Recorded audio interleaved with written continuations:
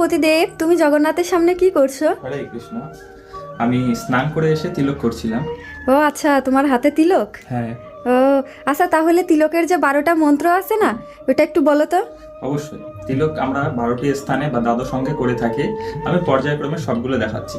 ওম কেশবায় নমঃ, ওম নারায়ণায় নমঃ, ওম মাধবায় নমঃ, ওম গোবিন্দায় নমঃ, ওম বৈষ্ণবে নমঃ, ওম মধুসূদনায় নমঃ, ওম ত্রিবিক্রমায় নমঃ, ওম বামনায় নমঃ, ওম শ্রীধরায় নমঃ, ওম ঋষিকেশায় নমঃ, ওম পদ্মনাভায় নমঃ, ওম দামোদরায় নমঃ।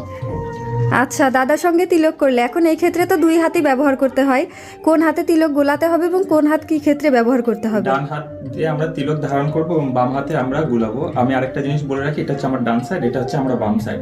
তো যখন আমরা ডান সাইডে তিলক করব তখন বাম সাইড থেকে এভাবে তিলক অনামিকা অথবা মধ্যমা, তিলক করার জন্য দুটো আঙ্গুলি ব্যবহার হয়, অনামিকা অথবা মধ্যমা। ঠিক আছে। যার যেটা সুবিধা সে সেটা ব্যবহার করতে পারবে। আমি যেহেতু অনামিকায় ব্যবহার করি সেহেতু